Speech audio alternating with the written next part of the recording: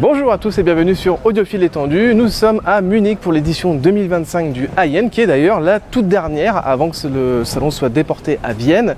Et c'est le premier jour et on va faire un tour ensemble. Allez, c'est parti. Bonjour à tous les deux. Bonjour Jonathan. On est chez Ifiman, très belle marque de casques et d'amplificateurs, Ifi.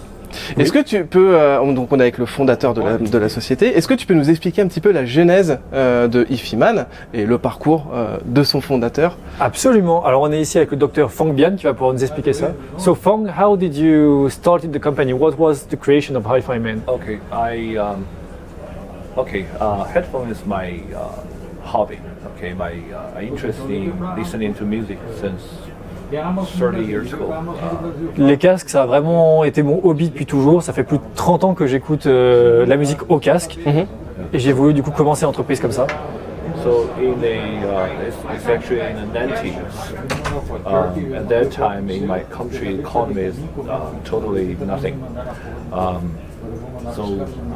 My parents bought me the Walkman and earphones. Tout a commencé dans les années 90 où en fait l'économie en Chine était en mauvais état et du coup on n'avait pas forcément beaucoup de moyens, mais mes parents ont pu économiser pour m'acheter un Walkman et c'est comme ça que j'ai mis mon premier pied dans l'industrie. C'était un peu la Rolls à l'époque, c'était dans les années 80, c'était fin 80, début 90? Oui, c'est ça. Ok. So it was like a Rolls Royce. The Walkman was something big at that time. At that time, not everybody can afford Walkman in my country. My parents, they are all they work in the hospital, so they can afford the Sony Walkman in inexpensive, in the middle level models. Ok. Yeah.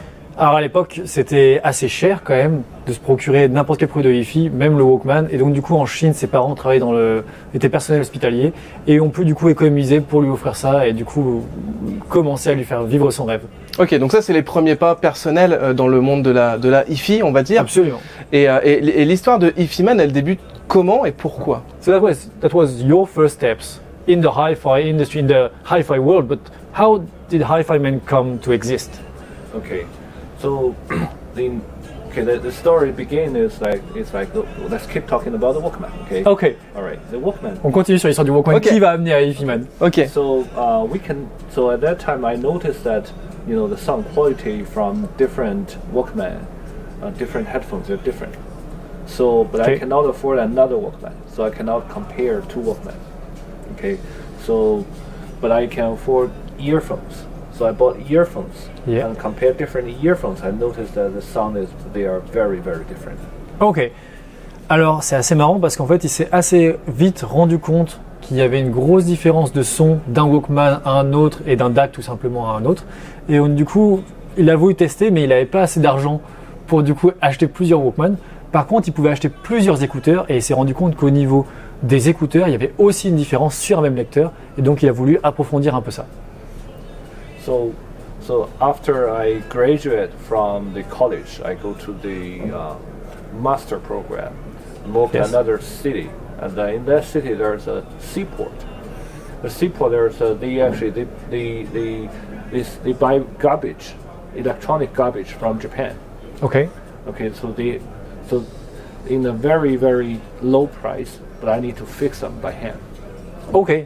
Donc en fait tout s'est prolongé ensuite l'histoire de Ifiman quand il est devenu étudiant parce qu'il a eu accès par un intermédiaire dans le port de New York qui a pu récupérer du matériel audio défectueux venant de Chine à très bas prix et qui s'est ensuite lui amusé à réparer et du coup à modifier pour obtenir le meilleur son possible. So I noticed that people actually, not everybody in my country have such location and have as knowledgeable as I to figure out what different headphones and the Walkmans.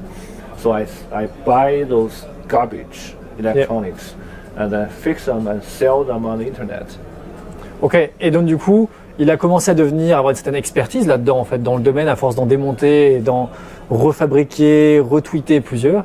Et il y a eu de la demande par rapport à ça et il a commencé du coup à avoir une petite boutique en ligne dans laquelle il vendait du coup ses produits qu'il avait modifiés. Yeah. So after I graduated from master program, I experienced thousands of different models of Walkman, Discman and earphones. Et donc du coup, Il a fait ça pendant toutes ses études et quand il a finalement été diplômé, il avait comparé des milliers de Walkman, Discman ou même écouteurs et casques.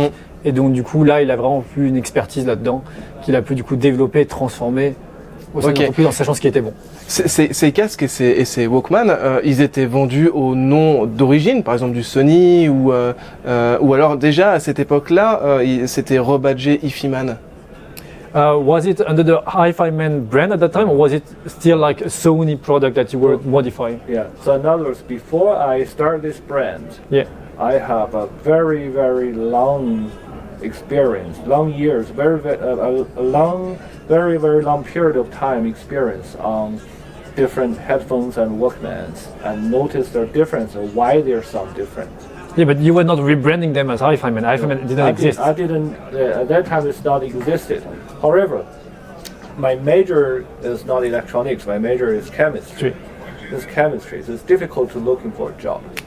Okay, we don't. So I decided to make. I need to make some money. Okay. So I will keep doing something after I go to the PhD program in the United States. But in the United States, there's no such electronic garbage. Yeah. So I decided to contact my friends in China and then make some good sounding headphones and sell in the United States. Ok. Donc non, à l'époque, rien n'était badgé Hi-Fi-Man.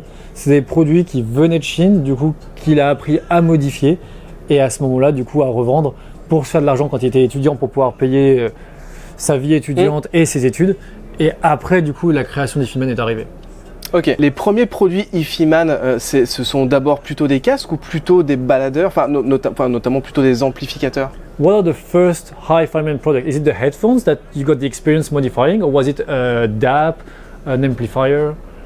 Okay, the first is IEM. The first Hi-Fi-Man product is the in-the-ear headphones. Les premiers produits, du coup, c'était vraiment les écouteurs sur lesquels il a appris, il a pris beaucoup d'expérience, du coup, en les modifiant. Ok. Et qu'il a lancé. The model name is RE2. C'était le RE2. Ok. Yeah. So that is 2006, 2007. Ça remonte un peu, 2006-2007. Ouais.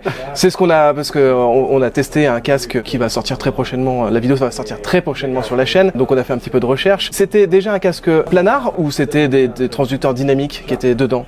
So they just reviewed a product, the Husqvarna close-back hybrid headphone, and they are wondering, so because it's a mix of planar and a dynamic driver, the first products that you made, were they planar or were they dynamic?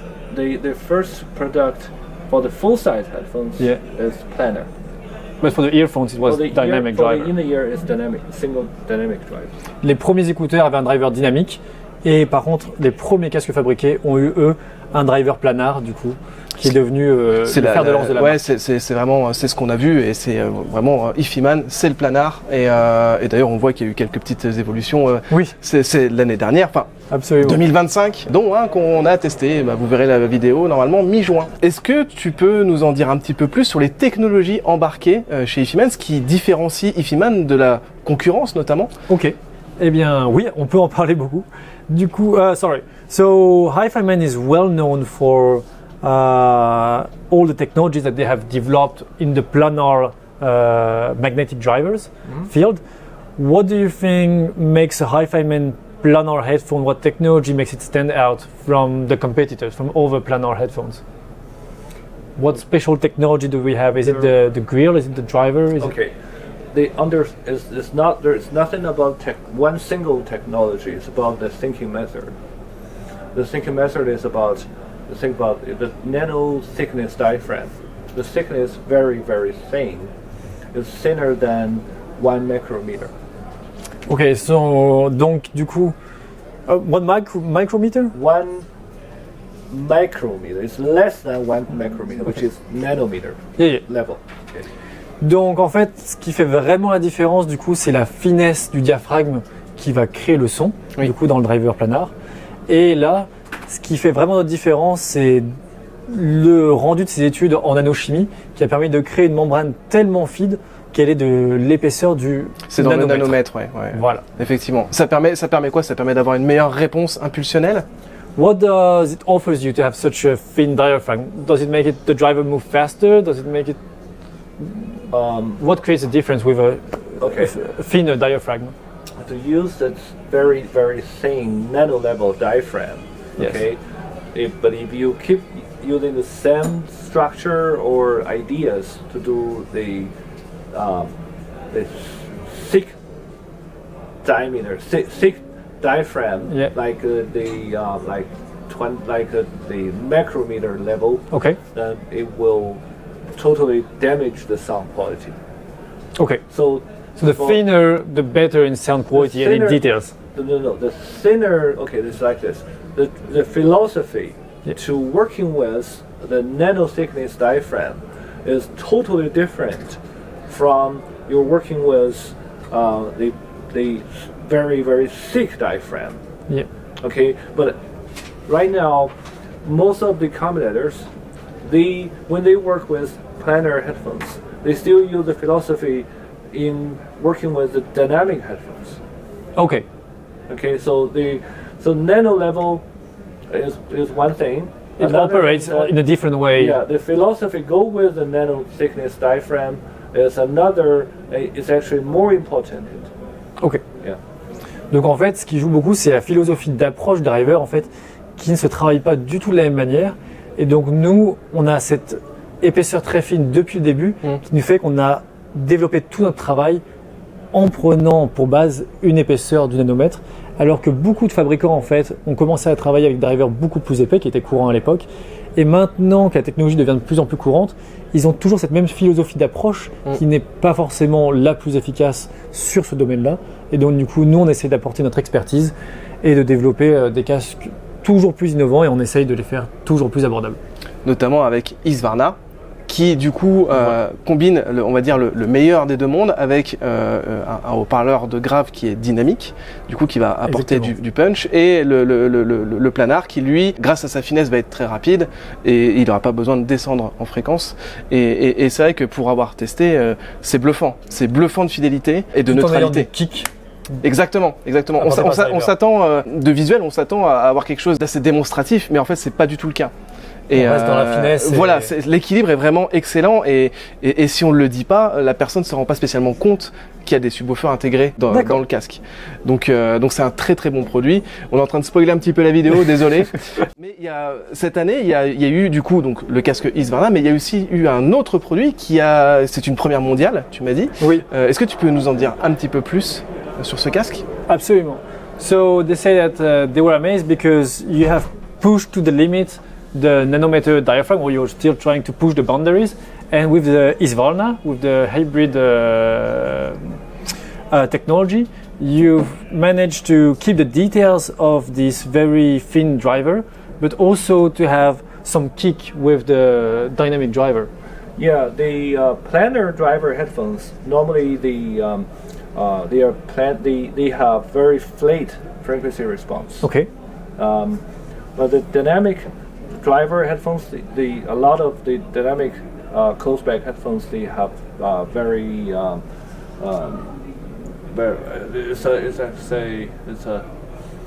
it can emphasize the bass and give people a lot of fun to listen.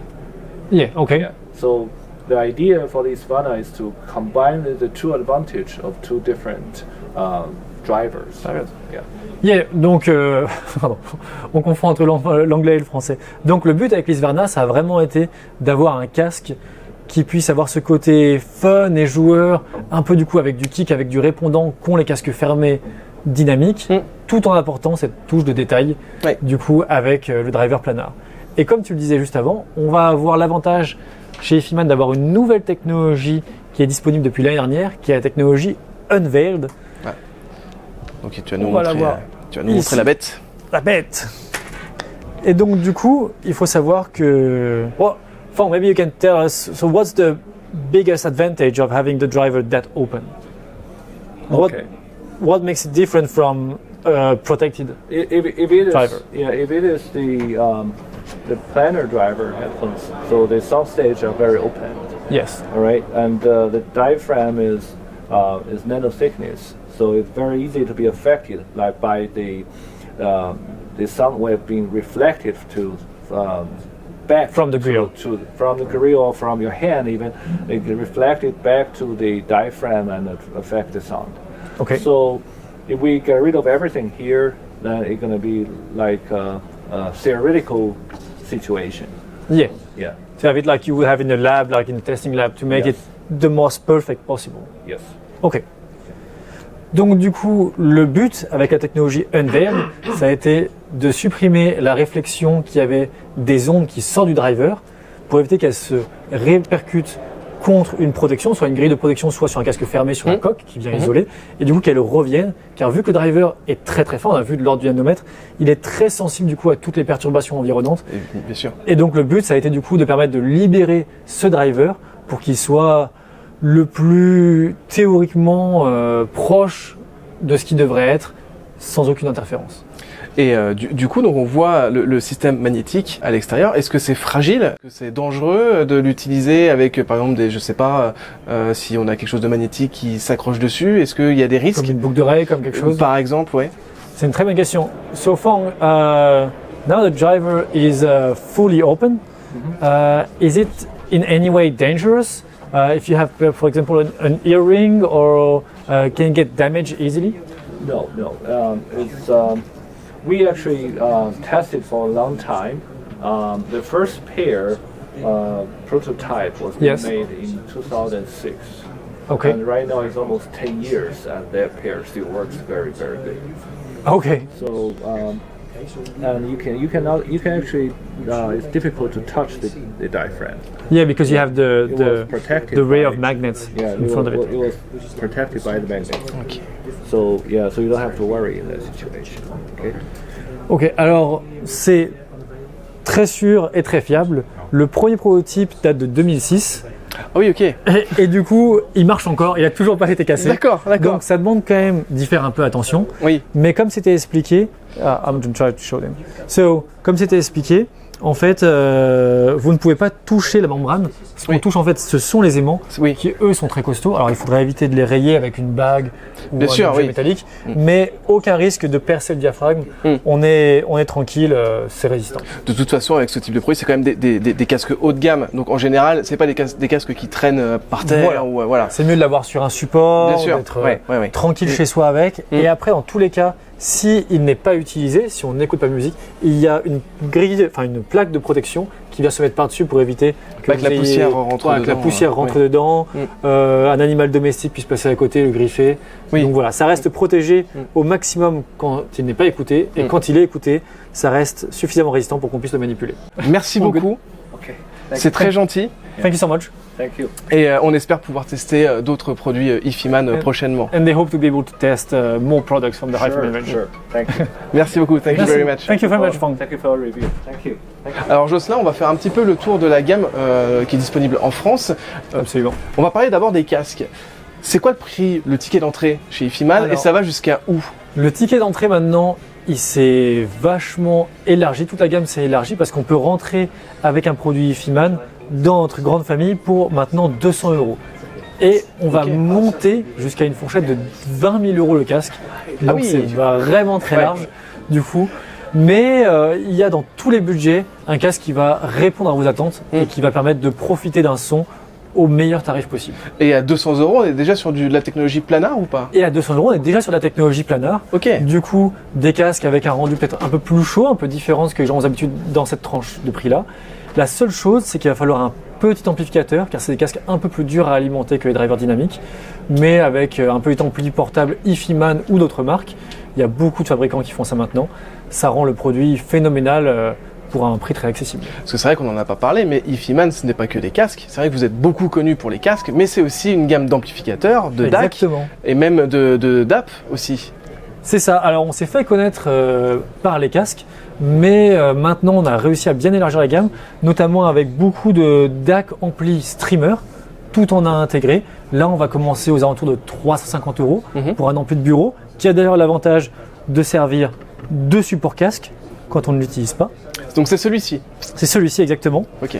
Et après, on va pouvoir monter en gamme avec d'autres modèles. Mm. Pour s'y repérer, les amplis commencent tous par les lettres EF. EF 499, 500, 600. Ça veut dire quoi, tu sais ou pas? Non, c'est notre référence à nous. C'est une référence interne. C'est notre référence interne qu'on s'est retrouvée. Oui. Et les casques vont en majorité commencer par les lettres HE pour headphone. Oui. Et donc du coup, on va avoir HE6, HE1000, etc. et monter en gamme. Alors je vois qu'en plus, donc là on est sur le modèle à peu près 300 €. On a des sorties XLR. C'est assez rare dans cette gamme de prix, non? C'est vrai que ça se fait assez rare. Nous, on essaye de proposer le plus de connectiques possible. Alors là-dessus, quand il sera un ampli de bureau, on aura la connectique 635 et XLR 4 points. On n'aura pas le 3,5 classique. Mais tous les casques sont livrés avec un adaptateur pour pouvoir fonctionner avec nos amplis. Et sinon, c'est quelque chose qui peut se trouver très facilement dans l'industrie avec tous les fabricants. Ok, d'accord. Et on va dire la plus belle pièce en termes d'amplification. Alors la plus belle pièce, elle va se trouver derrière nous. Ouais, on la montrera en plan de coupe. C'est du coup le Shangri-La Senior, qui est notre gros projet lancé il y a maintenant 8 ans, qui est un casque électrostatique, qui nous aura pris une dizaine d'années à développer du coup depuis les études du fondateur. Et on a enfin réussi à lancer ce produit à un tarif de 50 000 €, avec casque et ampli ensemble, mais le casque peut tout à fait être utilisé séparément avec d'autres amplis électrostatiques. Mais il faut être sûr qu'il soit compatible, c'est-à-dire avec un autre amplificateur électrostatique, donc un Stax, Viva, peu importe. Oui, là par contre, il faut vraiment de la belle électronique derrière. C'est une technologie très spéciale qui fonctionne sous une tension différente et il faut un ampli dédié à l'électrostatique pour qu'un casque électrostatique fonctionne. Là, on est vraiment dans les tarifs, c'est vraiment des produits d'exception. C'est des produits d'exception, voilà, c'est pour démontrer le savoir-faire de l'entreprise. C'est des vitrines technologiques. Exactement, c'est une belle vitrine technologique qui permet de voir ce qu'on peut atteindre. Et je pense que c'est intéressant, si vous avez l'occasion dans une boutique ou dans un salon de venir essayer, c'est toujours intéressant de savoir ce que ça peut donner à son potentiel maximum. Tout à fait. Et donc c'est un amplificateur qui est à lampe. Je pense que c'est la préamplification qui est à lampe. Tout est à lampe. Tout est à lampe. Ok. Préamplification, amplification, avec des tubes 6 SN7 et des 300 B en amplification, pour du coup avoir le rendu le plus léger et aérien possible. Il connaît tout. On essaye. Je te remercie beaucoup Jocelyn pour ta disponibilité, pour la traduction, parce que c'est vachement dur. On est heureux de pouvoir vous retrouver ici sur le salon de Munich. C'est super gentil. On se retrouve très bientôt de toute façon parce qu'on va sûrement tester d'autres produits. Il y a notamment un amplificateur casque aussi également qu'on testera sur la chaîne. Alors pas tout de suite, ça sera plutôt dans une deuxième partie de l'année. Je te souhaite un beau salon, bon courage et puis à bientôt. Et bien vous aussi, profitez bien. Salut. Merci beaucoup. Bonjour Cédric. Salut Jonathan. Je suis super content parce qu'on est chez Advance Paris et cette année il y a de la nouveauté et vous n'êtes pas venu les mains vides parce qu'il y a beaucoup de choses et notamment moi dès que je suis arrivé sur le stand j'ai vu ça tout de suite, c'est un nouveau design. Exactement, donc sur Munich 2025 on lance la gamme Nova qui est donc la nouvelle gamme, le plus haut de gamme de chez Advance pour l'instant. Et en effet, on est passé des façades en acrylique noir avec les vumètres bleus, qui était la marque de fabrique. Qui était la marque de fabrique d'Advance. Pour passer sur quelque chose de plus classe, de plus haut de gamme, on est passé donc sur des amplificateurs avec façade métal, un choix de gris ou de noir. Les vumètres aussi ont changé de couleur. Mais le plus important est à l'intérieur de la machine et je suis sûr qu'on va en parler. Ouais, effectivement. Alors, c'est vrai que la première chose qui frappe, c'est le design et notamment ces vumètres que je trouve vraiment réussi. Cette couleur blanche parce que c'est pas du gris clair, c'est une sorte, c'est entre le gris foncé et le gris clair et ça se marie extrêmement bien. Alors effectivement à l'intérieur, moi je vois, j'ai l'étiquette donc j'ai la chance de pouvoir tricher un petit peu. Je vois déjà que c'est du classe AB. C'est du classe AB. Bon. On en parlera tout à l'heure, mais on a un produit en classe D qu'on a sorti dans une nouvelle gamme. Mais sinon, chez Advance, la vraie solution, l'identité de notre marque et le son qu'on aime, c'est vraiment l'hybridation. Le tube sur la section préampli, les transistors sur l'amplification. Ok. En termes de techno embarqué, c'est un produit un peu plus haut de gamme, donc notamment je pense au niveau des composants. En termes de techno, notamment la partie streaming, est-ce qu'il y a des nouveautés sur cette gamme-là?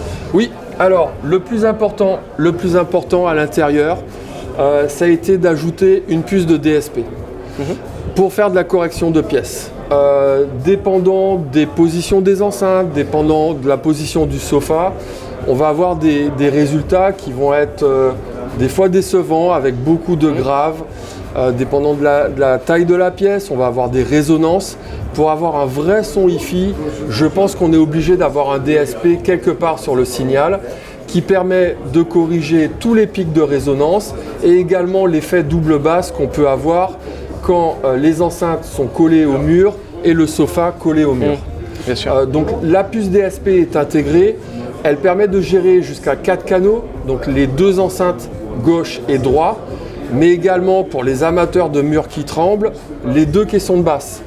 Donc vous avez la possibilité de gérer 4 canaux avec des coefficients de correction des EQ différents sur les 4 canaux.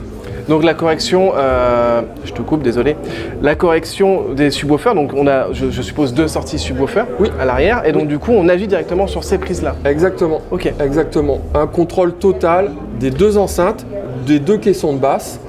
Alors après que le DSP est travaillé, on a un DAC 8 canaux qu'on a uni avec des sorties doublées pour avoir une meilleure performance. Okay. Donc on transforme le DAC 8 canaux en DAC 4 canaux et donc on a les sorties enceinte gauche, enceinte droite, caisson de basse 1, caisson de basse 2. Ok, d'accord. Pour la partie correction, c'est un développement maison ou c'est une technologie déjà connue, type Odyssey ou, Alors, c'est un développement maison. Ouais. On utilise des bases. le logiciel REW qui est connu dans, qui est connu dans la communauté. Très puissant. Très puissant. Donc, on mesure sa pièce avec le micro au point d'écoute. RoomEQ, REW va nous calculer des coefficients, on les met sur une clé USB, on insère la clé USB à l'arrière de l'amplificateur et c'est parti. Donc là effectivement c'est du coup une correction qui est très performante parce que Roux est un outil puissant. Alors il y a quelques appareils qui font ça mais c'est assez rare et surtout dans un intégré, j'ai pas connaissance d'un autre produit qui fasse ça. Tout à fait. Alors là c'est la solution vraiment complète avec REW. Au fur et à mesure on va travailler avec une solution plus facile. Oui ça s'adresse là par quand même aux personnes assez à l'aise avec ça. Exactement.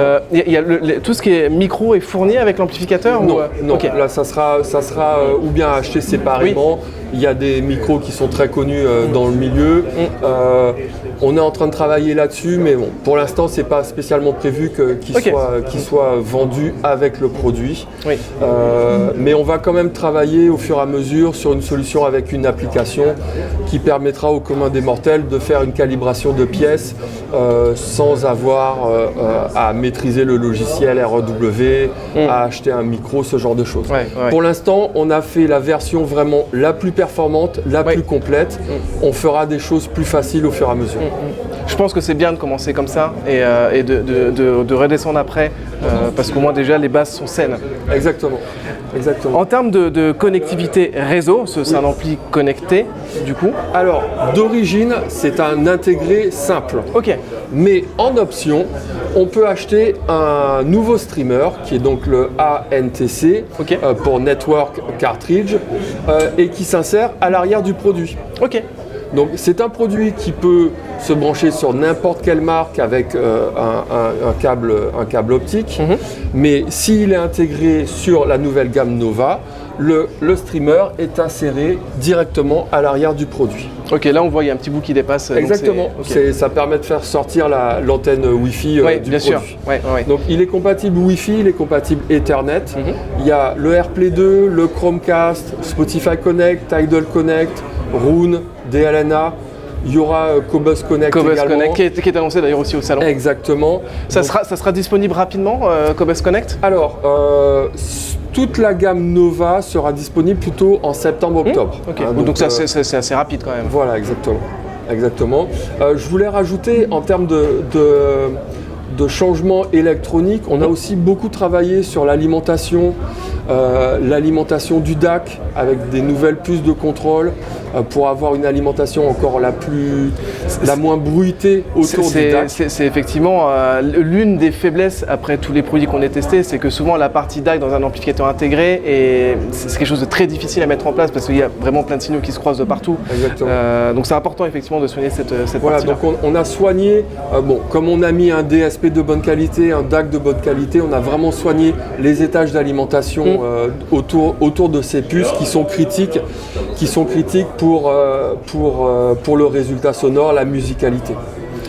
En termes d'amplification, on a dit tout à l'heure sur un classe AB, c'est en double mono, Là, sur le AI 190, on est en effet sur du double mono.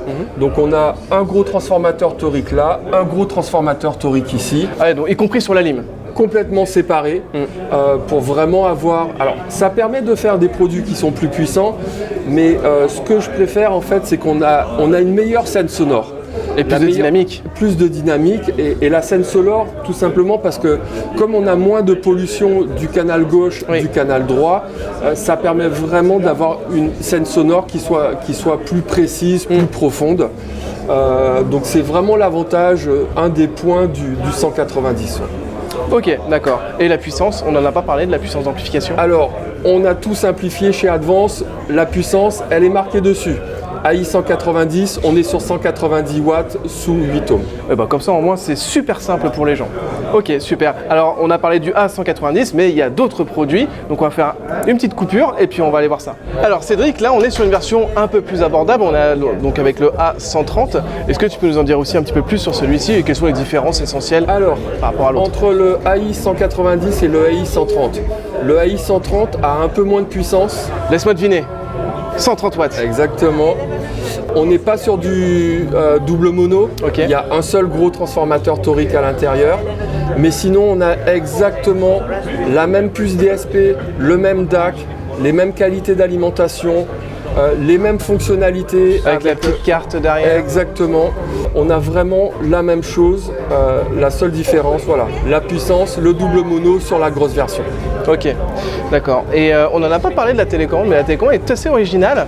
Oui, on a une télécommande. On l'a juste ici. En fait, ici, on présente les accessoires de la gamme Nova.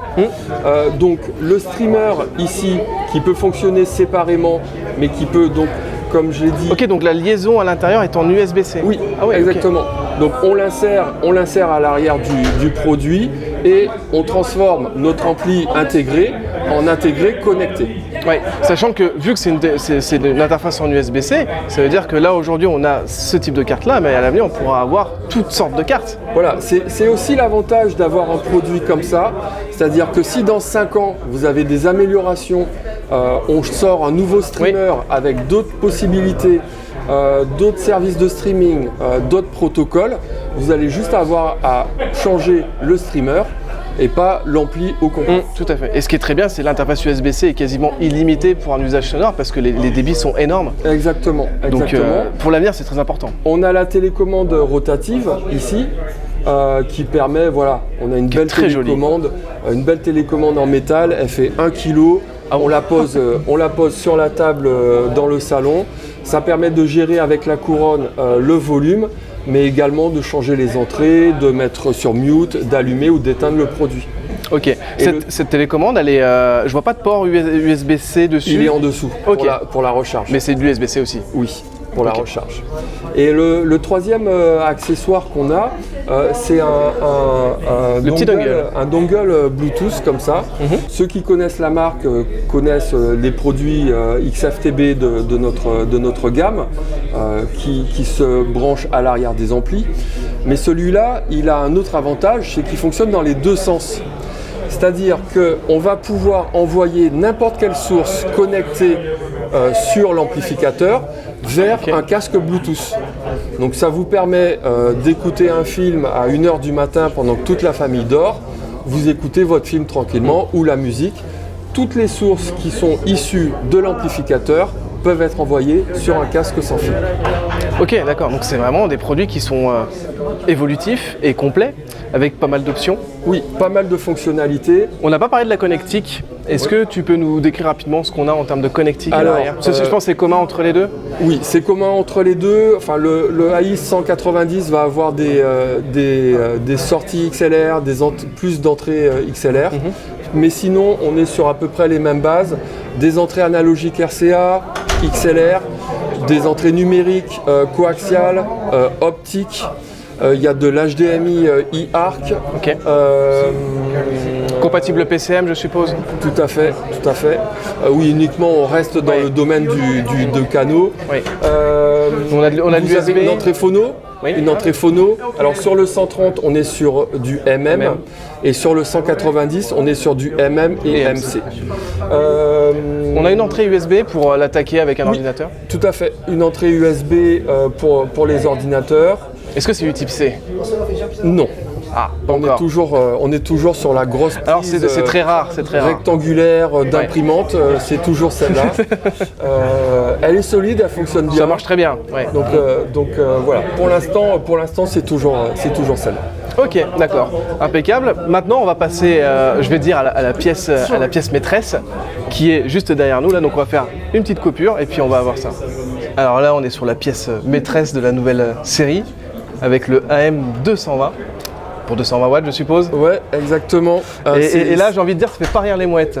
Non, c'est notre gros bloc de puissance mono 220 watts. On a fait beaucoup de travail sur le choix des composants, des meilleurs condensateurs, des meilleures résistances, des meilleurs ampli-op, un peu de redesign du circuit interne. Est-ce que tu as des chiffres pour nous faire rêver Non, ça je peux pas encore vous sortir toutes les infos. C'était vraiment pour montrer toutes les nouveautés à Munich. Donc là par contre on est sur un bloc mono. Oui. Bloc mono, 220 watts sous 8 ohms, des meilleurs composants, un circuit qui a été retravaillé. Et donc on a sur la gamme Nova 2 blocs de puissance, le bloc mono AM220 et le bloc stéréo AS160 que je vais vous montrer très bientôt. Ok, d'accord, qui est juste derrière là-bas, c'est ça? Exactement. Ok. Est-ce qu'il a des particularités? Est-ce qu'il a des sorties trigger, enfin des entrées? Oui, alors il y a des entrées sorties trigger. Bon, après, un bloc de puissance, c'est quand même assez limité en termes de fonctionnalité. Bien sûr, ouais. Mais ce qu'on demande, c'est surtout qu'il puisse être déclenché automatiquement avec un préamplificateur, par exemple. Voilà, exactement. Donc ça, tout à fait, il y a les entrées sorties trigger pour être allumé par le préamp, et après ça, du premier bloc de puissance à un deuxième avec un trigger out. Donc ça, c'est ok sur l'arrière.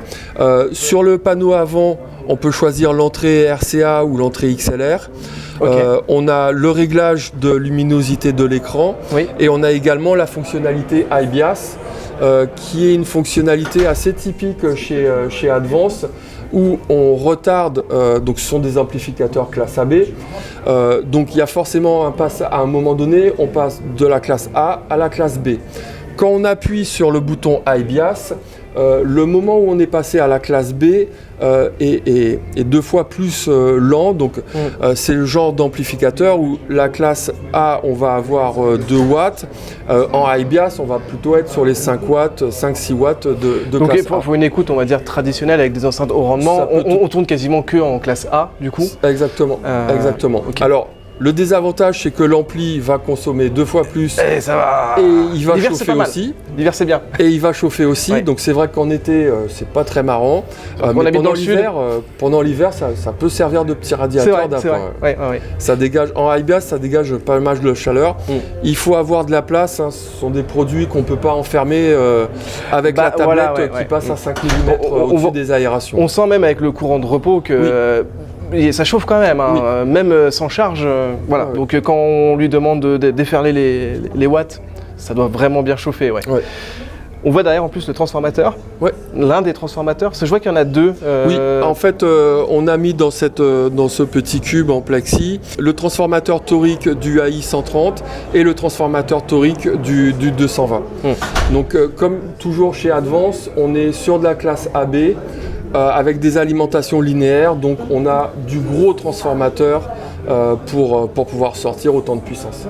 Ok, on va aller voir son petit frère et puis on conclut. Allez, c'est parti. Et donc voilà, pour terminer, donc ça c'est la version qui est stéréo. En termes de capacité technique, AS160, bloc de puissance stéréo, 160 watts sous 8 ohms.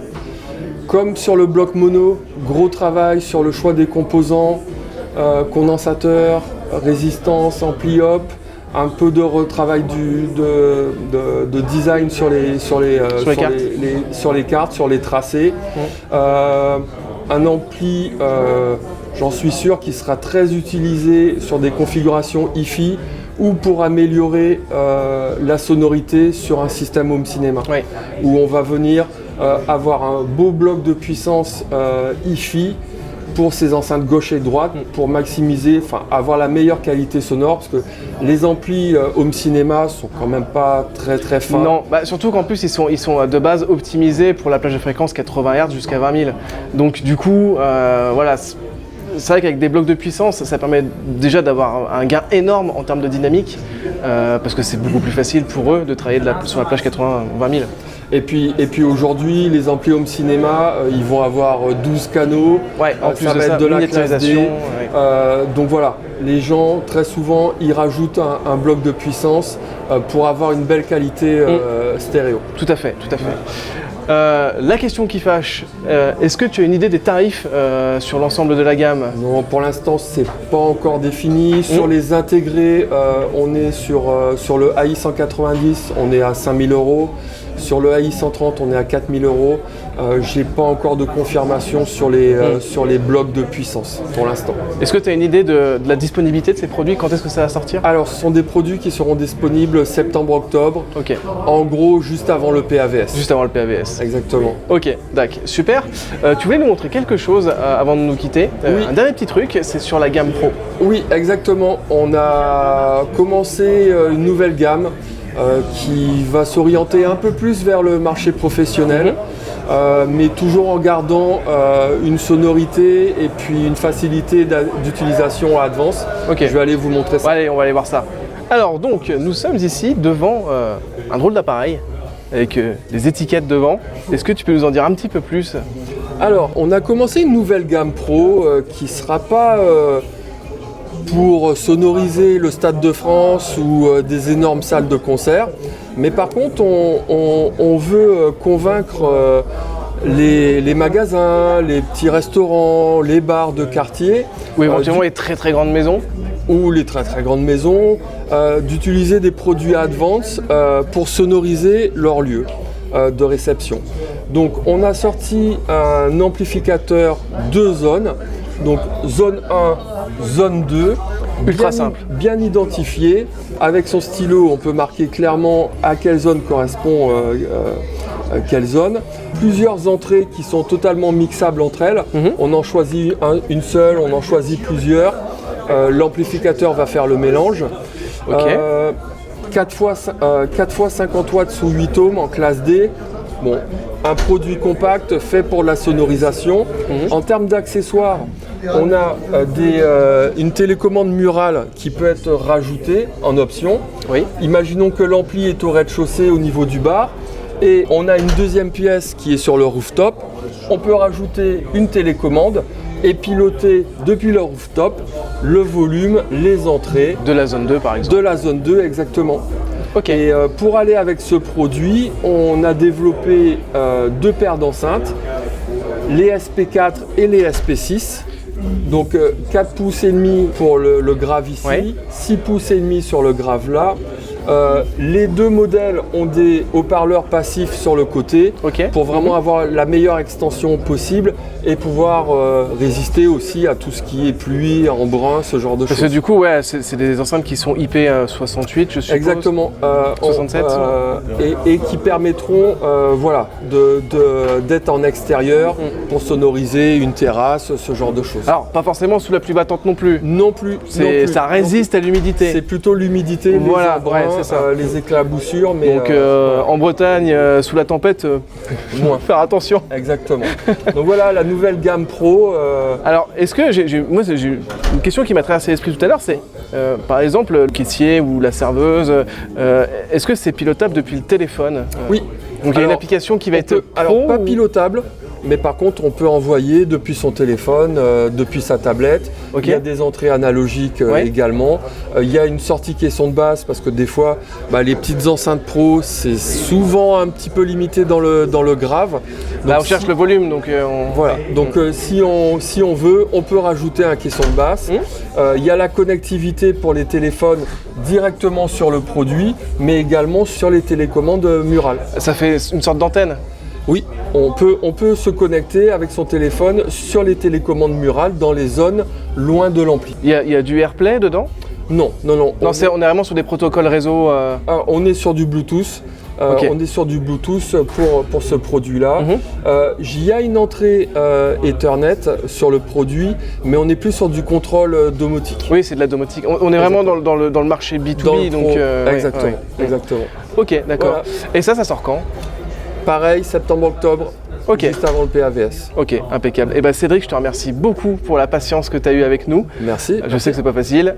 et puis on te souhaite un très bon salon et puis on se verra sûrement du coup au PAVS. Exactement. À bientôt. Merci à Salut. vous. Bonjour à tous les deux. Bonjour, Jonathan. On est chez B Audio. Alors B Audio, c'est une marque française Tout à fait.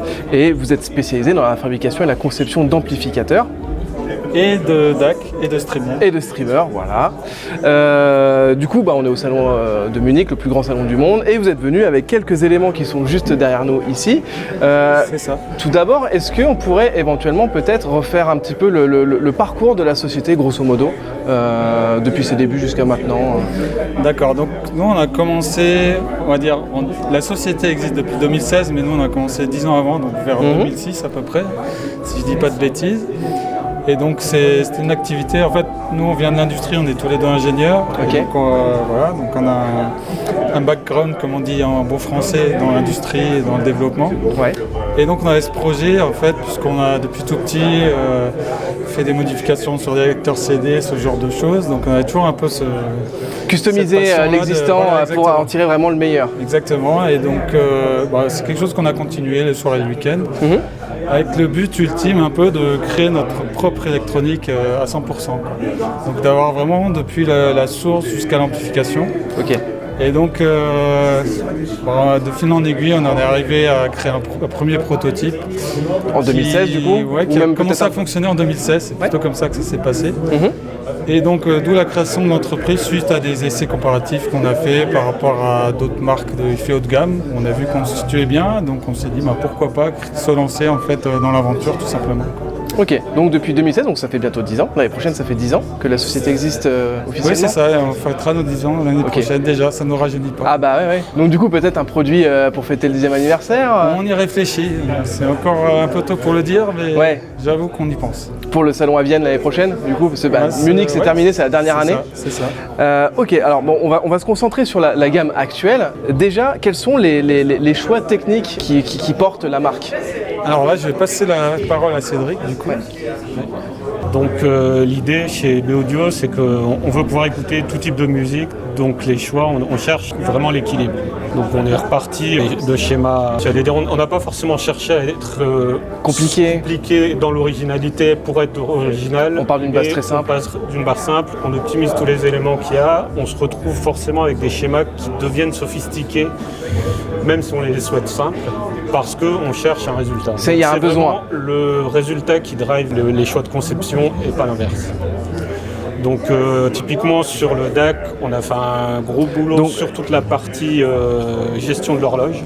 Donc c'est le brevet SJR qui a été déposé, qu'on a créé la marque en fait, qui nous permet d'avoir à la fois un signal bit perfect et une horloge propre. Et pas l'un, soit l'un, soit l'autre. Souvent on a soit l'un, soit l'autre. Ouais, ok. L'idée du SJR, c'est d'avoir les deux. Donc là, par exemple, ici, donc on a une partie réseau intégrée, c'est ça? Tout à fait, ouais. Et c'est un préamplificateur, c'est un amplificateur intégré?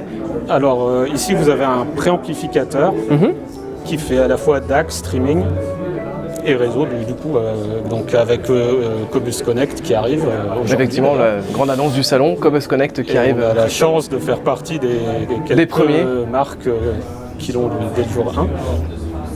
Ok, mais ça, donc, du coup, il va y avoir une mise à jour sur les nouveaux produits? C'est ça, elle existe déjà en fait, elle est déjà disponible sur notre site, il suffit de faire l'update. Ok. C'est un fichier à télécharger et à installer dans le produit. Et avec ça, vous pouvez écouter ce que vous voulez depuis Cobuzz directement. Et du coup, profiter de l'appli Cobuzz, des infos sur les artistes, etc. Ok. En termes de système de préamplification à l'intérieur, est-ce qu'il y a des schémas particuliers? Est-ce que c'est un circuit Tout à assez fait. Alors, traditionnel? c'est un circuit 100% symétrique qu'on a voulu le plus neutre possible concernant tout ce qui est réglage de volume. Donc c'est pour ça que vous avez des relais qui commutent des résistances. Donc c'est le ce que vous volume est entendez. R2R. Ouais, c'est ce que vous entendez en fait quand on change le volume. Donc c'est très complexe en termes de... Enfin, ça prend de la taille, Ça prend de la place, c'est Ouais. un peu plus compliqué. Ça se gère par microcontrôleur, c'est pas un potentiomètre. Donc, Voilà, ouais. ça demande du soft. Mais l'avantage, c'est que du coup, il n'y a pas d'atténuation de signal. Disons que l'atténuation du signal est la même côté gauche et droite, et c'est beaucoup plus facile d'avoir la même sur des résistances commutées que sur un potentiomètre où vous avez deux pistes qui doivent être bien équilibrées. Ouais. Et quand vous êtes à mi-course, en général, vous avez un canal qui est plus atténué que l'autre, alors que des résistances de précision, c'est relativement facile à trouver. Enfin, en tout cas, ça existe, alors qu'un potentiomètre de précision, c'est bien compliqué. Et ce système de volume ici, il a hormis le fait de pouvoir mieux contrôler les deux enceintes en même temps, il y a une différence sonore? Oui, aussi, parce qu'on peut travailler avec des impédances un peu plus faibles, donc avoir un peu moins de bruit. Et il y a une différence sonore, il y a une meilleure image, parce que justement, les deux canaux ont exactement le même volume, donc la même atténuation. Alors qu'un potentiomètre classique, vous aurez des moments où un canal sera un peu plus élevé que l'autre, ou inversement. Donc on reste dans du domaine analogique. Tout à fait. Parce qu'il existe des systèmes de volume. Oui, justement, parce qu'effectivement, comme on a un produit qui fait aussi DAC, donc qui a une grosse partie numérique, l'intérêt de le faire aussi en analogique, c'est que toute la partie DAC conversion va travailler avec un niveau de signal relativement élevé et donc va travailler dans de meilleures conditions. Le DAC, c'est un DAC R2R ou on utilise une puce? On utilise un système circuit intégré classique. Alors on préfère, nous, pas forcément mettre en avant le type de circuit intégré qu'on utilise, parce qu'en fait, Ça fait pas tout. le problème, c'est que c'est un circuit imprimé, il faut qu'il soit bon. Mais après, entre les différents bons circuits intégrés qui existent, vous pouvez avoir des résultats qui varient du tout au tout en gardant le même circuit. Donc pour justement insister sur le fait que la mise en œuvre est beaucoup plus importante que le circuit en lui-même, on préfère communiquer sur la mise en œuvre. Mais souvent les gens parlent de puces, alors qu'en fait c'est surtout tout ce qu'il y a derrière qui est important. C'est ça, le schéma, la topologie, le choix des composants autour, la façon on peut mettre le meilleur DAC du monde.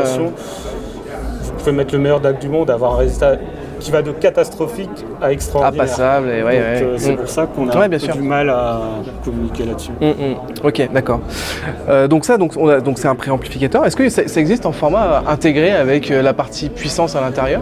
Alors ça existe, par contre ce ne sera pas dans notre gamme référence, ce sera dans une gamme qui reprend les schémas de la gamme référence. Mais dans une déclinaison un peu simplifiée, justement, pour gagner en coût, en essayant de ne pas trop perdre. Je crois qu'on a un exemplaire là-bas. Du coup, on a un qui est ouvert là-bas. Ouais, on a pris des plans de coupe, on vous mettra des plans de coupe. Et on en a un qui tourne juste. On vous mettra les illustrations. Avec la grosse nouveauté, donc à la fois sur l'intégré et sur les préamplis, c'est qu'on a un module vinyle phono. Ok. Qui justement qu'on présente là sur ce salon et qui permet de faire à la fois MC, MM, des réglages d'impédance, des réglages de gain et tout accessible directement depuis le menu de l'appareil avec la télécommande. Ok, c'est une mise à jour matérielle ou il y a une carte d'extension éventuelle? C'est une carte supplémentaire 100% analogique, donc toute la partie analogique, donc phono, reste 100% analogique. C'est pas parce que le préamplificateur sait faire du numérique aussi. Il n'y a pas de numérisation avec un ADC. C'est 100% analogique. Ok, d'accord. Est-ce qu'on a d'éventuels systèmes de correction acoustique embarqués ou on est vraiment purement analogique et sans modification de signal? Alors quand on est en phono, on n'a pas, on est 100% analogique. Donc on juste la courbe RIA. C'est à part le RIA évidemment.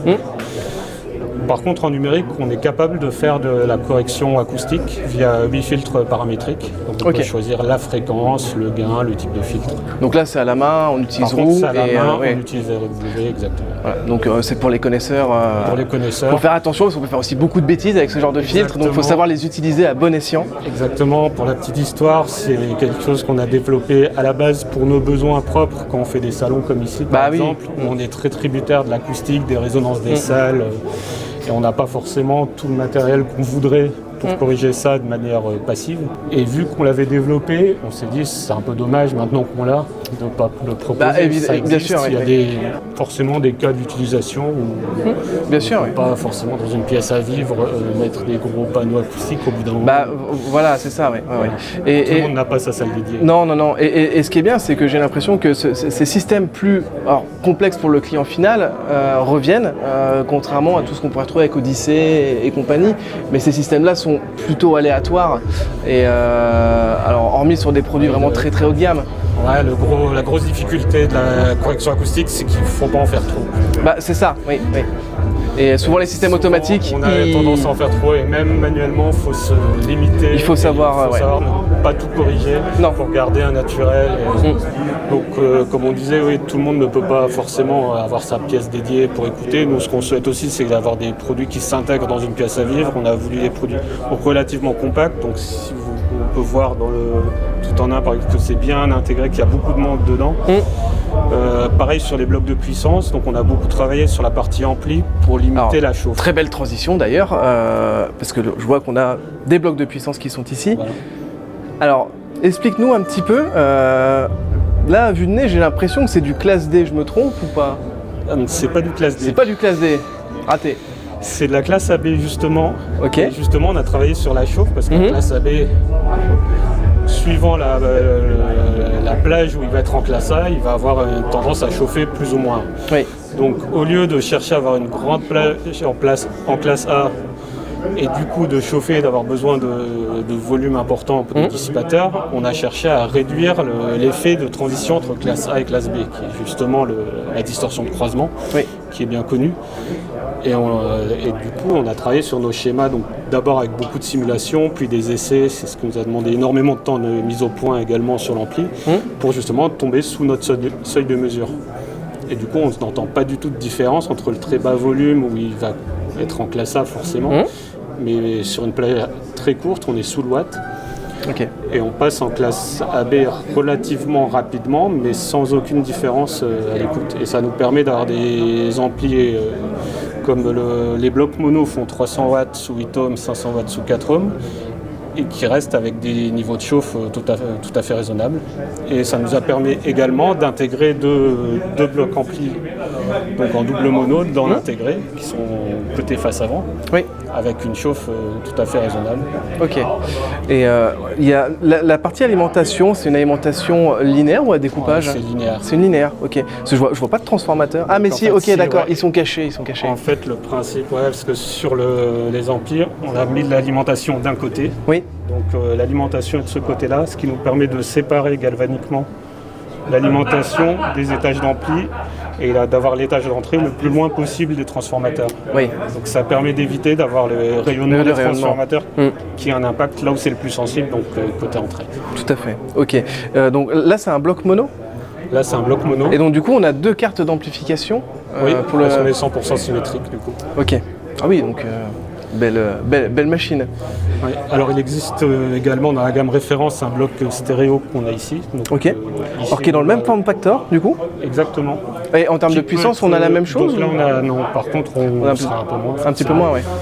On sera à 120 watts sous 8 ohms, 200 watts sous 4 ohms. Il peut être basculable en mode mono. Ok. Donc on aura l'équivalent d'un bloc mono. Ok. L'intérêt du bloc mono, c'est que vous n'avez pas tous les étages qui permettent la stéréo. Donc en termes de budget, si vous savez que vous voulez partir sur du mono, le bloc mono est plus intéressant. C'est mieux, effectivement. Ok, d'accord. Donc là, on a vu la partie préamplification. Je reviens un petit peu sur la partie préamplification. Est-ce qu'on a de la connectivité sans fil dessus, du type AirPlay, ou vous avez vraiment fait le choix du filaire? On peut avoir AirPlay, par contre, le branchement se fera uniquement en filaire. Donc, donc en Ethernet, donc on a du. Ok. Mais l'appareil est compatible AirPlay. Il est compatible AirPlay. Ok. Parfait. Est-ce qu'on peut faire un petit point sur les tarifs des produits? Oui, alors je vais laisser la parole à Sébastien. Merci Cédric. Ok, donc au niveau des tarifs, on a le DAC préampli, donc le BDPR EX, donc avec streamer, il est à 19 990 €. Les blocs mono sont à 27 990 la paire. Ok. La paire? La paire, Ok. ouais. Et donc le tout en un qu'on a vu tout à l'heure, il est à 16 990 € avec une option phono, comme disait Cédric, qu'on vient de présenter, qui est à 2000 €. Donc, Ok, et cette partie phono, on peut l'adapter sur un ancien produit ou donc Voilà, il y a tout à fait. il y a des parties, il y a des belles extensions derrière. Voilà. Donc, Ok. de même que sur les DAC streamers, donc sur les DAC simples, pardon, on peut ajouter un module de streaming. Mhm. Sur les amplis intégrés et les DAC préamplis d'ailleurs, on peut ajouter le module phono ultérieurement, si on le souhaite. Ok, d'accord. Parfait. Ce sont des produits, je suppose, fabriqués en France. Exactement, donc fabriqué en France, c'est même plus que ça, puisque la norme est assez basse au niveau du Made in France et ça peut donner lieu à quelques confusions. Oui. Nous vraiment on tient à ce que les boîtiers soient faits en France. Mm. Donc les cartes électroniques sont faites en France également et le maximum de pièces d'une manière générale. Bien sûr, oui. Sauf les choses comme le DAC où malheureusement on n'a pas ce savoir-faire en France. Voilà, c'est ça. Pour le moment. Après, peut-être qu'un jour on aura, mais malheureusement on n'a pas le choix. Mais Oui, mais on essaye de faire en tout cas le maximum et puis c'est Ouais. c'est aussi la philosophie qu'on s'est fixée depuis le début. ok. Merci à tous les deux pour l'interview. On vous souhaite Merci. un très bon salon et puis bon courage et puis à bientôt. Merci à vous, à bientôt. Bonjour Pierre. Bonjour Jonathan. Comment ça va? Très bien et toi? Ça va, on se retrouve toujours à chaque fois à côté de machines à laver énormes. Exactement. On est à Munich et SVS a présenté très récemment une nouvelle gamme de caissons de grave en complément, je vais dire, de la gamme SB17. Exactement. Est-ce qu'on a ici? Est-ce que tu peux nous en dire un petit peu plus? Alors du coup, évidemment, vous connaissez la série 17 puisque voilà, le SB17 On a l'a- été élu produit parmi les produits. Effectivement, sur le podium pour les produits testés en 2024. Exactement, donc qui était pour le coup des 17 pouces avec le SB17 et le PB17. Donc aujourd'hui, on présente deux nouveaux modèles qui sont donc le modèle clos, le SB5000 Révolution et le modèle basse réflexe Ouais. PB5000 Révolution. Oui. Les deux sont sur des bases qui sont, on va dire, un petit peu héritées de la série 17. C'est vrai que visuellement c'est très proche. Hein. J'ai envie de dire, si on n'a pas les deux côte à côte, on se rend pas compte lequel est le SB17 et le Effectivement. 5000 si on les connaît pas. Alors, il faut surtout voir le gros différentiel, en fait, va se faire par rapport à la série précédente. Oui. La série 4000, donc remplacée par la 5000, où on était donc pour commencer sur une membrane en 13 pouces et demi. Là pour le coup la grosse nouveauté c'est qu'on passe sur une membrane 15 pouces, ce qui fait une réelle différence. L'amplification est héritée de la série 17, donc une version adaptée évidemment à cette membrane là, donc où on atteint 1500 watts en puissance réelle, 2000 watts en crête. C'est la même génération de DSP que la série 17, donc notamment avec un nouvel égaliseur paramétrique et on espère d'ici quelques semaines, c'était le cas déjà sur la série 17, la fonction calibration qui doit arriver, Oui. calibration via son smartphone. Automatique. Exactement. Tu peux rappeler, c'est avec iOS la calibration? Alors non, la calibration sera sur iOS et sur Android. Ok. Donc on a les deux systèmes. Voilà, effectivement, et donc depuis son smartphone directement. Donc ce sera une application proposée à part et qui sera donc uniquement possible sur les séries 17 et sur les séries 5000 qui sont aujourd'hui les seules séries à intégrer cette nouvelle génération de DSP. Le DSP est identique entre les deux séries en termes de capacité de... C'est exactement le même DSP. Voilà. Donc c'est vraiment les mêmes bases entre les deux. On a toujours donc l'application historique pour pouvoir justement contrôler les réglages, le volume, etc. Donc, Gérer des presets d'ailleurs aussi. voilà, exactement. En termes de prix, donc sur le modèle clos, on démarre à 2799 € sur la finition bois, 2899 € sur la finition laquée, et ensuite donc on bascule à 3499 € pour le modèle basse réflexe et 3599 € en version laquée. Voilà. Alors, d'ailleurs, la version basse réflexe est un peu plus grande en termes de taille en façade, mais c'est surtout la profondeur par rapport au clos qui est impressionnante. Exactement, vu que du coup pour le basse réflexe, on a besoin d'un volume d'air très important qui circule Oui. au sein du caisson, on a besoin justement d'une très grande profondeur. Donc c'est un caisson qui pour le coup va s'adresser plutôt à des salles de cinéma d'été Oui, ou oui. alors de très grandes pièces, là où le SB5000 va être pour le coup un caisson de salon, alors à la fois pour une version cinéma, mais vraiment plus hi-fi. Voilà. Oui. C'est vraiment un produit, c'était le cas sur le SB17 que vous aviez testé. Il excellait d'ailleurs en hi-fi, c'était incroyable de voir la nuance qu'il était capable de reproduire, que ce soit en hi-fi et en même temps d'avoir une puissance vraiment très impressionnante sur les bandes son cinéma. Et c'est très bien qu'ils aient implémenté la même amplification, parce que du coup c'est vraiment redoutable. Exactement.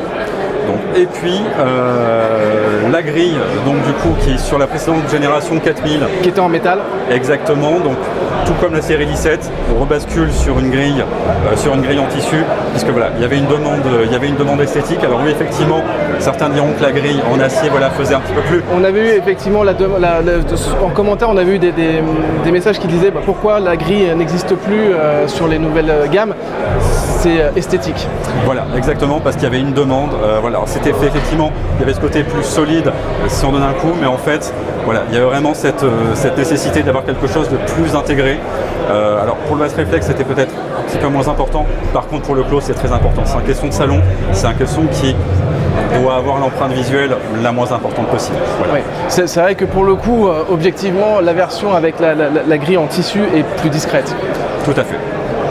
Ok, super. En termes de disponibilité en France, est-ce que tu as des infos? Est-ce que c'est disponible maintenant ou pas? Les caissons sont disponibles dès à présent. Ok, et rappelle-nous le prix. 2799 € pour le caisson clos et 3499 pour le caisson basse réflexe. Ok, super. Et je te remercie beaucoup Pierre pour ces C'est informations. moi qui vous remercie et j'ai encore autre chose à vous montrer. Et du coup, on te suit. Merci. Alors attends, là, Pierre, les gens ne vont pas comprendre.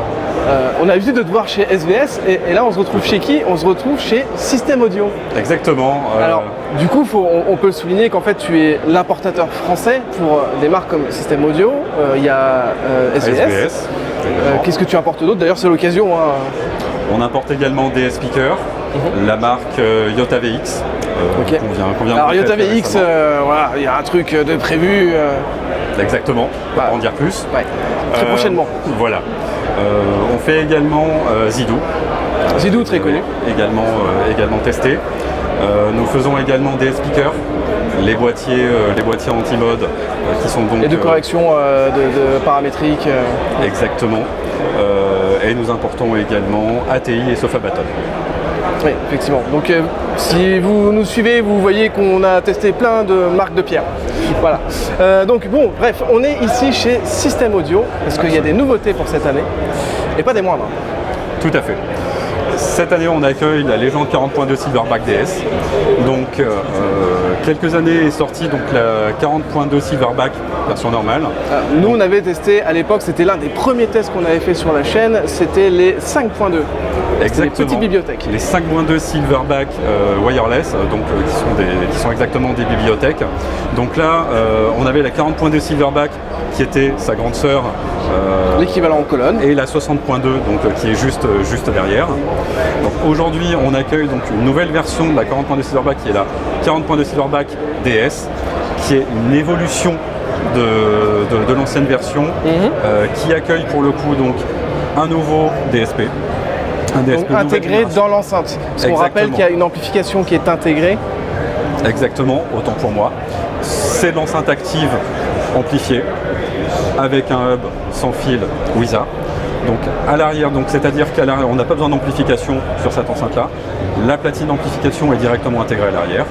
Et donc sur cette nouvelle version DS, on a donc un nouveau DSP et de nouveaux renforts internes au niveau de l'enceinte. Donc ce qui permet pour le coup d'avoir en termes de performance quelque chose qui va beaucoup plus loin. Puisqu'on a une puissance de calcul qui est décuplée, la puissance reste la même, on est à peu près sur du 300 watts sur le total, donc 2 fois 150 watts sur chacune des enceintes, avec des enceintes qui sont capables, malgré leur petit gabarit, de descendre à 20 Hz. C'est vrai que c'est petit, c'est très compact. C'est d'ailleurs l'une des philosophies de System Audio, c'est de proposer des produits extrêmement compacts. Exactement, et de travailler sur de tout petits haut-parleurs qui permet du coup de maximiser le rendement Vous l'avez vu assez récemment, notamment avec les signatures. Les 40, oui. Exactement. Donc, Qui étaient des enceintes par contre passives. Exactement, tout à fait. Donc voilà, donc ça c'est une vraie évolution tout en restant sur le même niveau de tarif. On est toujours à 4 999 € la paire. Je reviens un tout petit peu sur le DSP. Ça consiste en une modification du filtrage interne de chaque haut-parleur ou c'est vraiment une courbe de réponse qui est lissée?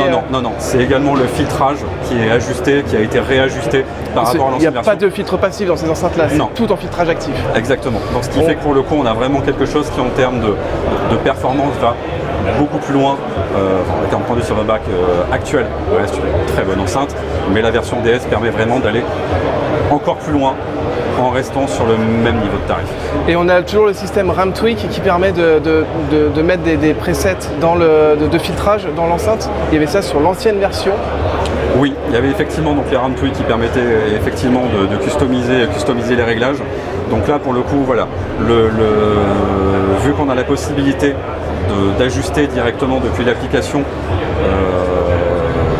on va dire, on a la possibilité aujourd'hui d'ajuster directement depuis l'application, donc les RAM Tweaks sont plus vraiment une nécessité, puisque voilà, on joue sur l'égaliseur. Et surtout, il y a quelque chose de nouveau par rapport à l'ancienne version, c'est que déjà, il y a le petit boîtier que tu as dans la main qui a changé. Exactement. Qui est la nouvelle version du hub, donc qui est le stéréo hub acheté. Et qui comble énormément, énormément, tout est relatif, mais il y avait quelques lacunes sur l'ancien modèle, qu'on avait notamment noté comme l'absence d'Ethernet, et puis même, il y a une sortie subwoofer maintenant aujourd'hui. Tout à fait, donc pour le coup, voilà, on reste sur toujours une entrée ligne, on a 3 entrées optiques, une entrée coaxiale, un port USB, une entrée USB audio, le port Ethernet, le fameux qui manquait sur la précédente version. Ouais. On a toujours une entrée HDMI pour pouvoir brancher un téléviseur par exemple. Autre nouveauté du coup, donc la sortie subwoofer, puisque sur l'ancienne version on ne pouvait raccorder qu'un caisson sans fil WISA, donc ce qui pour le coup était très limitatif. Et puis le port d'alimentation également qui passe sur de l'USB-C. Et qui est très intéressant d'ailleurs au passage USB-C, parce que ça veut dire qu'on pourrait l'alimenter avec un ordinateur. Tout à fait. Et donc du coup on n'a plus besoin d'avoir de prise secteur à proximité, donc on pourrait mettre une batterie externe par exemple si on le souhaitait. Alors il faut quand même brancher l'enceinte au secteur. Tout à fait. Voilà, on va dire qu'il peut être plus mobile. Exactement. La stabilité a également été améliorée donc du boîtier, ce qui est vraiment très important sur un produit sans fil. Évidemment, donc on intègre tous les protocoles, AirPlay 2, Chromecast, Bluetooth, la compatibilité UPnP. C'était déjà bien complet à ce niveau-là. Exactement. On a la possibilité d'utiliser donc l'application système audio. Qui permet donc d'accéder au réglage de l'enceinte, à la calibration également. Avec du coup une nouveauté, le micro. Exactement, donc le micro juste là. Donc, qui est ce micro-là est surtout destiné en fait aux personnes qui ont aussi bien un iPhone qu'un smartphone Android, mais d'abord aux personnes qui ont un smartphone Android, puisqu'en fait la calibration n'était pas possible directement depuis. C'est ça. Avant, il fallait le faire directement avec l'iPhone. Exactement. Et c'est vrai que là, ça permet aux utilisateurs Android de pouvoir faire cette calibration, mais d'aller aussi un peu plus loin pour les utilisateurs iOS. On l'a déjà testé, et c'est un excellent micro d'ailleurs. Exactement. Voilà. C'est pas évident forcément à prendre en main tout de suite, mais une fois que c'est bien jumelé au téléphone, ça se connecte en Bluetooth, ça marche très bien. Tout à fait. Donc ça, c'était très important parce que c'est vrai qu'il y avait une vraie demande des utilisateurs d'Android d'avoir une solution. Et puis pour ça a écarté une partie des gens. Les micros d'iPhone, aussi standardisés soient-ils, restent des micros de smartphone. Donc pour le coup, il y a quand même quelques générations d'iPhone maintenant, parce que c'était compatible depuis les iPhone 6. Donc, quelques années, donc pour le coup, on a vraiment une solution beaucoup plus qualitative, donc ce qui était vraiment très important. Autre détail très important, au-delà du côté sans fil de ces enceintes-là, alors là on ne peut pas le voir, on va peut-être le voir. On fera des petits plans de coupe si jamais. Va prendre le temps de finir son petit tour. Donc voilà, donc on peut rentrer directement avec l'entrée analogique XLR, avec un DAC ou un préampli. Donc c'est extrêmement important parce que Du coup, pour ceux qui veulent vraiment maximiser, être vraiment dans une écoute ultra quali, Ouais. très audiophile, voilà. Quand on avait testé la 5.2, effectivement, c'est le constat qu'on avait fait, c'est que avec le module WISA, c'est déjà très performant, mais quand on passe vraiment sur un câblage en XLR, on change complètement de monde et ça transforme l'enceinte réellement. Tout à fait. Donc, dernier point enfin, comme on est sur un système WISA, l'enceinte est compatible WISA, donc on a toujours une évolutivité. Donc, c'est-à-dire que là, concrètement, on est sur un produit qui s'adresse aux audiophiles, mais si on a une volonté, rajouter le caisson, c'est une chose, c'est possible dans le cadre IFI. On peut rajouter pour par exemple faire de la télévision, rajouter une enceinte centrale. On peut rajouter des enceintes arrière également, histoire de fabriquer un système. Voilà. Donc là, par contre, on change juste le boîtier et on passe sur un boîtier multicanal. Exactement. Donc, Qui a du coup, de mémoire, je crois qu'il y avait une armada d'HDMI. on a plusieurs entrées à HDMI, voilà, qui pour le coup remplacent les entrées optiques. Voilà, on est plus sur quelque chose qui va se rapprocher d'une connectique d'amplificateur home cinéma. Voilà. C'est les deux modèles de modules WISA qui ont été changés, le multicanal et le stéréo. Oui, Ok. absolument. Donc les deux bénéficient des mêmes évolutions. Exactement, tout à fait. Ok, super. En termes de disponibilité, on a le prix, tu nous as dit tout à l'heure, c'était 4 999 1999 €, absolument. Et les produits sont dès à présent disponibles en France. Ok, super. Et bah, impatient de tester ça. En plus, c'est un petit format, donc ça va être facile à transporter. Exactement. Donc, Mais il faut jamais se fier à la taille du système audio. ah oui, effectivement, c'est vrai. Merci en tout cas, Pierre. On va se revoir sûrement très prochainement, notamment au PAVS, avec sûrement d'autres nouveautés, je l'espère. En tout cas, bon salon, merci pour ton accueil et puis bon courage. Merci à vous et merci à l'équipe. À bientôt. Et voilà, c'est la fin de la première journée au High End de Munich 2025. On espère que ça vous a plu. Alors, on n'a pas pu faire le tour de tous les stands, encore une fois. C'est impossible de le faire en un seul jour. En tout cas, on se retrouve demain pour un nouvel épisode. Allez, salut!